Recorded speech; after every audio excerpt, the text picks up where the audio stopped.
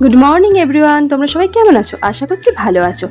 আজকে দেখো সকালবেলায় ঘুম থেকে উঠে পড়েছি আর জানালার পর্দাটা সরাতেই একটা অসাধারণ দৃশ্য, মনোমুগ্ধকর দৃশ্য দেখে আজকে আমাদের সকালটা শুরু হলো। ব্রেকফাস্ট করে খুব তাড়াতাড়ি বেরিয়ে পড়েছিলাম কাটরাকে টাটা বাই বাই বলে সোজা পেহেলগাঁওয়ের উদ্দেশ্যে। মধ্যিখানে একটা জায়গায় আমরা দাঁড়িয়েছিলাম, তার কারণ আমাদের সঙ্গে আরও বেশ কিছুজন আজকে এসেছে, তারা আমাদের সঙ্গে অ্যাড হয়ে এরপর আমরা সোজা পেহেলগাঁওয়ের উদ্দেশ্যে সবাই মিলে রওনা দিলাম।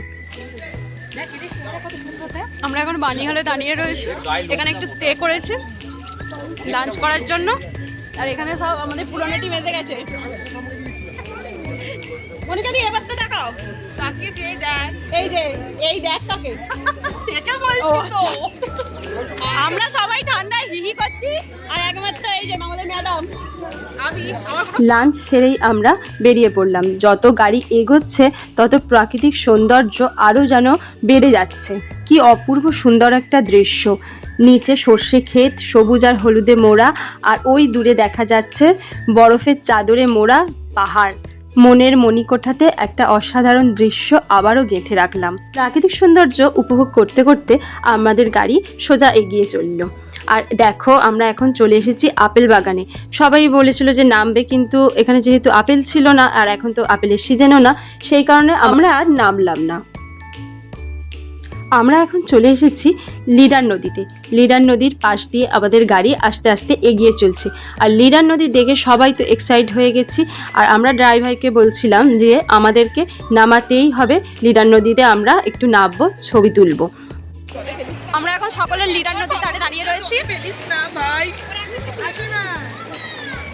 আমরা তো বেশ খানিকটা টাইম এখানে কাটালাম, আর এখানেও কিন্তু প্রচণ্ড ঠান্ডা ছিল।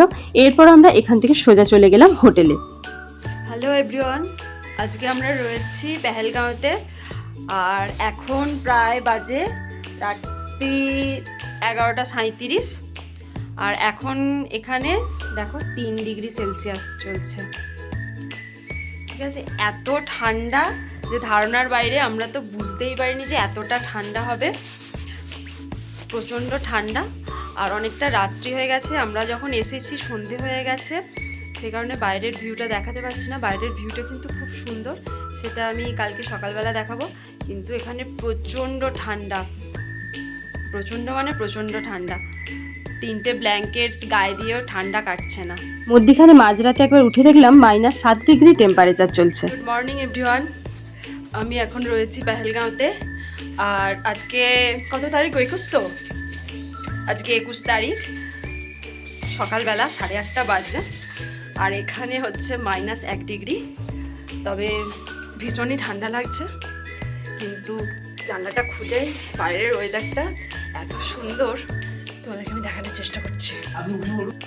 জানলা দিয়ে পুরো আকাশ পাহাড়টা দেখা যাচ্ছে, ভীষণই সুন্দর লাগছে। এরপর আমরা তাড়াতাড়ি করে রেডি হয়ে ব্রেকফাস্ট সেরে বেরিয়ে পড়লাম পেহেলগাঁওয়ের সাইট সিনের উদ্দেশ্যে। তবে তোমাদের একটা কথা জানিয়ে রাখি, যেটা হচ্ছে আমাদের যে ট্রাভেলার গাড়ি আমাদেরকে নিয়ে এসেছিলো, ওইটা কিন্তু পেহেলগাঁও পর্যন্তই নিয়ে এসেছিলো। কিন্তু পেহেলগাঁওয়ের সাইট সিন কিন্তু অন্য গাড়ি বুক করেই তবে যেতে হবে। পার হেড বেশ কিছু টাকা নেবে। আমাদের মোটামুটি 300 টাকা করে পড়েছিল। আর মধ্যিখানে প্রথমে তো আমরা এখন যাচ্ছি আরু ভ্যালিতে। মধ্যিখানে এক জায়গায় একটা টিকিট কাটতে হয়, সেইখানে 100 টাকা দিয়ে টিকিট কেটে আমরা তারপরে আরু ভ্যালিতে গিয়েছিলাম। আর এই ভিউটা তো অসাধারণ ছিল। চারিদিকে যখনই দেখছি এত সুন্দর সুন্দর সুন্দর ভিউ না, যে মুখে বলে প্রকাশ করা যাচ্ছে না। হ্যালো এভরিওয়ান, আমরা এখন চলে এসেছি আরু ভ্যালিতে। আর কালকে তো এখানে স্নোফল হয়েছে, খুব সামনে স্নো পড়ে রয়েছে।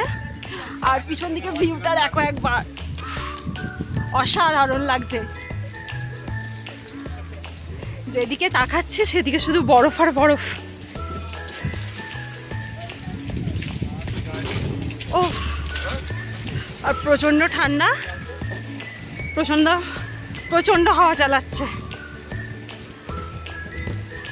আমাদের পুরো টিম পিছন দিকে রয়েছে, আসছে। একবার হ্যালো বলো।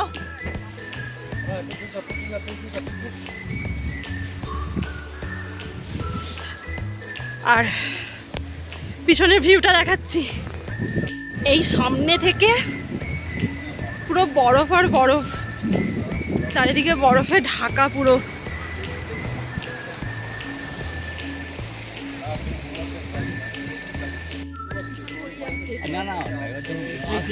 এইখানে 30 টাকা করে টিকিট, এন্ট্রি ফ্রি নিয়ে ভেতরে পার্কে যেতে হবে। আমরা এখন টিকিট কাটছি, কেটে এবার ভেতরের দিকে রওনা হবো। টিকিট কাউন্টারের পাশে কিন্তু এই ড্রাই ফ্রুটসের নিয়ে অনেকে বসেছিল, আর বিভিন্ন ধরনের গিফট আইটেমও এখানে ছিল। আমাদের তো বলা হয়েছিল যে অন্য একটা জায়গা থেকে ড্রাই ফ্রুটস কেনা হবে, সেই কারণে আমরা কেউই এখানে থেকে সেই কারণে ড্রাই ফ্রুটস কিছুই দেখিও নি, কেনাও হয়নি। আরু ভ্যালি দেখার পর আমরা এখন সবাই মিলে চলে এসেছি বেতাব ভ্যালিতে। আর এটা হচ্ছে টিকিট কাউন্টার, এখন এখানে টিকিট কাটা হবে, তারপর আমরা বেতাব ভ্যালিতে ঢুকতে পারবো। পার হেড 100 টাকা করে টিকিট কাটার পর ভেতরে ঢুকলাম। ভেতরে ঢোকার পরেই দেখলাম এখানে পাহাড়ি গোড রয়েছে, সেখানে অনেকেই ছবি তুলছে বেসিক্যালি, তবে আমার খুব একটা পছন্দ হয়নি, আমরা কেউই ছবিটা সেই কারণে তুলিনি। তো সামনের দিকে এগিয়ে চললাম। ওই আজকে তো চন্দনবাড়ি বন্ধ, সেই কারণে আমরা চন্দনবাড়ি দেখতে পাবো না।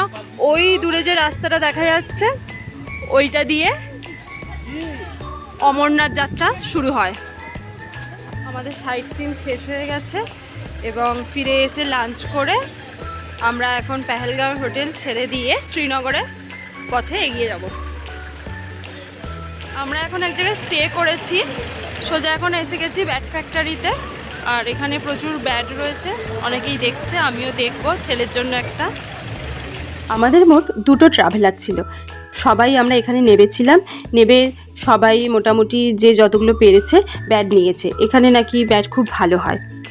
এদিকে ছেলের ব্যাট পেয়ে গিয়ে খুব খুশি হয়ে গেছে, তাই তো? খুশি। এরপর আমরা চলে এলাম ড্রাই ফ্রুটসের দোকানে। আর সত্যি বলছি যে এখানে প্রচুর কিন্তু ড্রাই ফ্রুটস এরা এমনিই খাইয়েছে লোককে, আর সত্যি ড্রাই ফ্রুটসগুলো খুবই ভালো ছিল। আর আমরাও এখান থেকে অনেক ড্রাই ফ্রুটস, কেশর আর কাওয়া চা অনেক কিছুই কিনেছি। প্রাকৃতিক সৌন্দর্য উপভোগ করতে করতে আমরা সোজা চলে যাচ্ছি শ্রীনগরের উদ্দেশ্যে। এখন প্রায় 7:30 বাজে, আমরা এই সবে এসে পৌঁছালাম শ্রীনগরের হোটেলেতে। আর এই হচ্ছে আমাদের হোটেল। আমাদের এখন 3 দিন থাকার গন্তব্য হচ্ছে এই হোটেল। হোটেল সুইচটা কিন্তু সত্যি বলছি যেমন বড় তেমন অপূর্ব সুন্দরভাবে সাজানো, বিভিন্ন জিনিসের ওপর কাশ্মীরি স্টিচ করা, সেগুলোকে ফ্রেম করে পুরো সুন্দরভাবে ওপর থেকে নিচ পর্যন্ত হোটেলটা সাজিয়ে রেখেছে। হোটেলটা দারুণ, অসাধারণ। আমাদের মোট 3টে রুম ছিল, আর আমাদের 3টে রুমই ছিল এই ফার্স্ট ফ্লোরে। আজকের মতো আমি এখানেই শেষ করছি। দেখা হচ্ছে নেক্সট ডে আরও একটা নতুন ব্লগ নিয়ে। আজকের মতো টাটা, সকলেই ভালো থাকবে।